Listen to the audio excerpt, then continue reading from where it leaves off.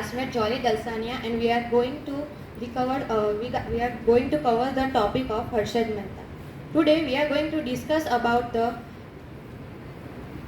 very popular stockbroker, king of share market, and the original big bull of India, Harshad Mehta.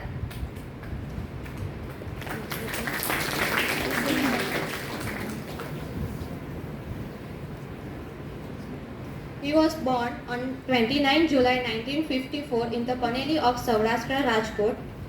He earned his degree in the Bachelor's of Commerce from the Lala Lajpat Rai College of Bombay.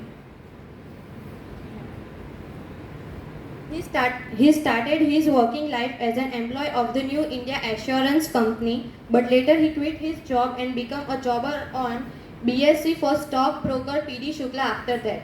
In 1981, he became a stockbroker for the stockbrokers J.S. Shah and Nanda Lal Sheikh.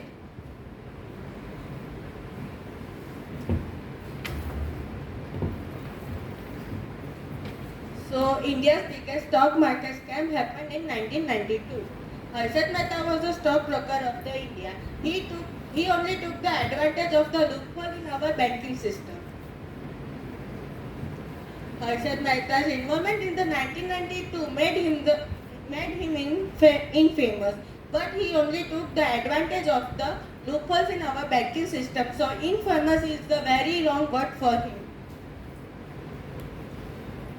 At that time, the scam size was around the 400 crore. In the year of 2021, its value approached the 25,000 crore.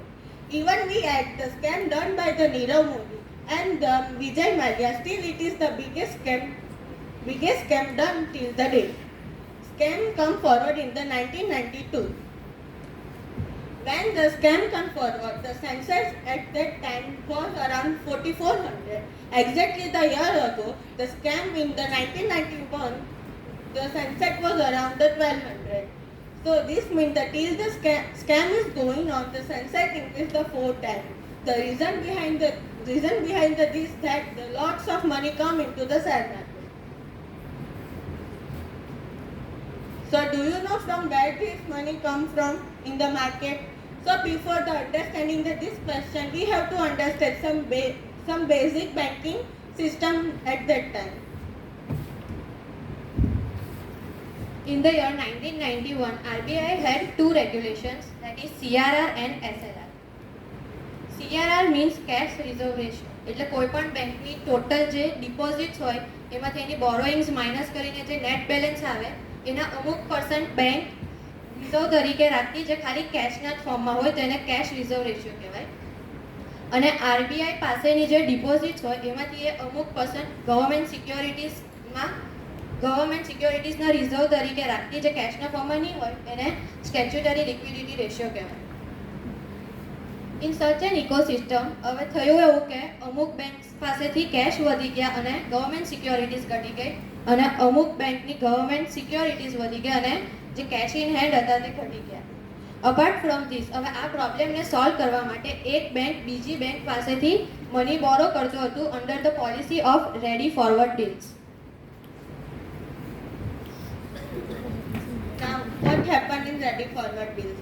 For example, bank A છે જેની પાસે government security છે પણ bank એ પાસે cache કે money નથી તો એ શું કરતી બેંક એ બેંક બી પાસે જતી અને એની પાસેથી કેશ લેન્ડ પર રહેતી અને એની ગવર્મેન્ટ જે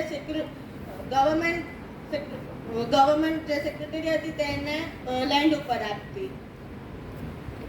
તો એ થતું કે બેંક એ બેંક બી પાસેથી પૈસા લીધી અમુક સર્ટન પીરિયડ ઓફ ટાઈમ માટે 1 વીક હોઈ શકે 15 દિવસ હોઈ શકે 1 મહિનો પણ હોઈ શકે તે એ ડીલ પર નક્કી થતું હતું અને બેંક બી ત્યારે એને એઝ અ મોર્ગેજ એની પાસેથી ગવર્મેન્ટ સિક્યુરિટી લેતી હતી અને એઝ અ રિટર્નમાં a certain period of time જ્યારે પતી જાય ત્યારે બેંક બીને ઇન્ટરેસ્ટ સાથે મની પાછા આપતા હતા અને ગવર્મેન્ટ સિક્યુરિટી જે મોર્ગેજ માટે લીધેલી હોય તેને પાછું રિટર્ન કરી હતી. તો આ બધું બરાબર ચાલતું હતું પણ એક નાનો પ્રોબ્લેમ હતો કેમ કે એ ટાઈમે જે એક્સચેન્જ થતું હતું તે બધું ફિઝિકલી પેપર ફોર્મમાં થતું હતું. અત્યારે જે બધું ઓનલાઈન થાય છે એટલે એ ફિઝિકલી પેપર ફોર્મમાં થતું હતું તો એ નાના પીરિયડ ઓફ ટાઈમ માટે થતું હતું એટલે એને એક્સચેન્જ કરવામાં બહુ પ્રોબ્લેમ પડતો હતો. એટલે આના સોલ્યુશન માટે આરબીઆઈએ બેંક રિસિપ્ટને બહાર પાડ્યું. એટલે બીઆર તરીકે પણ ઓળખવામાં આવે છે. એટલે ત્યારે ઇન શોર્ટ શું થતું કે you take the money and give the bank receipt instead of the security, and once you return the money with the interest, you take your BR back, and that BR was cancelled. So without exchanging the security, you can exchange the security with using of the BR. So where did the scam make from, and how Harshad Mehta enter over there? જ્યારે ગવર્મેન્ટે બીઆરને introduce કર્યું ને ત્યારે હર્ષદ મહેતામાં જે scam કરવાનો જે thought હતો તે વધારે મજબૂત થઈ ગયો. એના લીધે બીઆરના લીધે હર્ષદ મહેતામાં જે સ્કેમ કરવા માટેનો થોટ હતો ને તે વધારે આગળ આવ્યો. હવે આ બીઆરનો કન્સેપ્ટ આવ્યો ત્યારે આરબીઆઈનો એક રૂલ હતો કે જ્યારે એક બેંક બીજી બેંક સાથે કોઈ પણ વસ્તુ એક્સચેન્જ કરે તો એ ડાયરેક્ટલી થવું જોઈએ, વચ્ચે કોઈ મીડિયેટર નહીં હોવો જોઈએ. હી યુઝ ટુ હવે બોરોવિંગ બેંક્સ પાસેથી એ સિક્યોરિટીઝ લેતા અને એવું કહેતા કે હું તમને રિટર્નમાં મની થોડાક ટાઈમ પછી આપીશ, એટલે મને થોડો ટાઈમ આપો. અને લેન્ડિંગ બેંક પાસેથી એ મની લેતા અને કહેતા હું તમને બીઆર થોડા સમય પછી આપીશ, જે ઇલીગલ હતું. અને એનો ફાયદો હર્ષદ મહેતાએ ઉઠાવીને ફેક બીઆરનું રોટેશન માર્કેટમાં વધારી દીધેલું હતું. હવે એ જે પૈસા એ બેંક પાસેથી લેતા એ ઇન્વેસ્ટ કરતા એ સ્ટોકમાં, સ્ટોક માર્કેટમાં. અને એ ટાઈમ પર હર્ષદ મહેતા એ સ્ટોક માર્કેટના બિગ બુલ ગણાતા હતા. એવું કહેવાતું કે હર્ષદ મહેતા જે પણ સ્ટોકમાં ઇન્વેસ્ટ કરે એ સ્ટોકની પ્રાઇસ વધે ને વધે જ. હવે પૈસા રિટર્ન કરવા માટે એમની પાસે જે પ્રોફિટ આવતું તે કાં તો બેંકને આપી દેતા અને થોડુંક અમાઉન્ટ એમની પાસે રાખતા, કાં તો થર્ડ પાર્ટી પાસેથી અમાઉન્ટ લઈને એ બેંકને પાછું રિડીમ કરી દેતા એ અમાઉન્ટ જે એમણે લીધેલી હતી. Harshad Mehta, by issuing these fake bank receipts and give it to the lending banks and take money from them, and in return he used to invest the same in the stock market. હવે કોઈ પણ scam કરવો હોય તો એકલો માણસ આટલો મોટો સ્કેમ કરી જ નથી શકતો.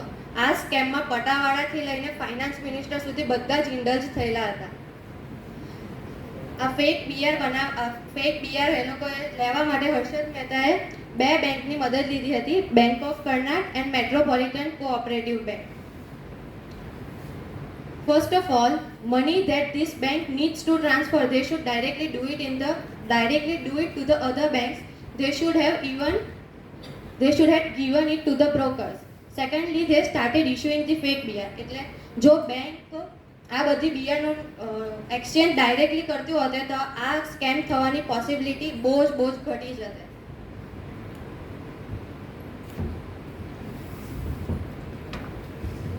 મેં કીધું તેવી રીતે એપ્રિલ 23, 1992માં સ્કેમ બધાની સામે આવ્યો.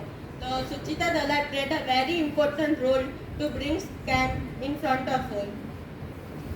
Suchita Dalal worked in the Times of India.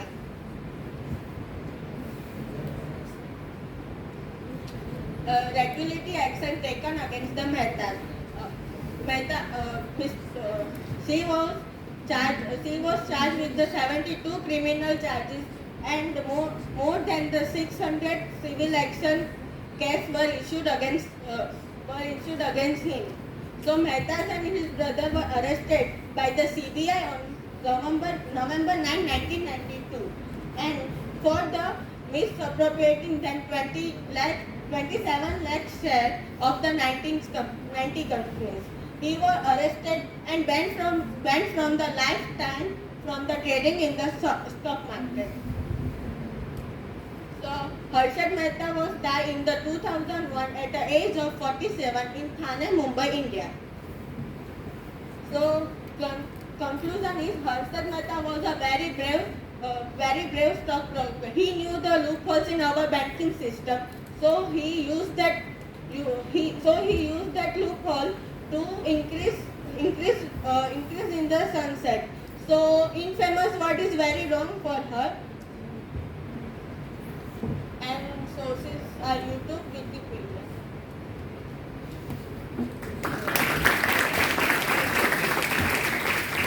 આપણે આ જોઈ ઇન્ફોર્મેશન એના પરથી આપણે એટલું તો કહી શકીએ છીએ કે હર્ષદ મહેતાને રિસ્ક લેવું બહુ ગમે છે.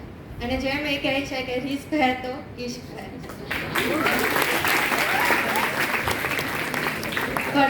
હર્ષદ મહેતાની પર્સનાલિટી આપણે એક લાઈનમાં કેવી હોય તો આપણે એવું કહી શકીએ છીએ કે તાંબાના વાસણમાંથી સોનું કાઢીને બતાવે એ હર્ષદ મહેતા.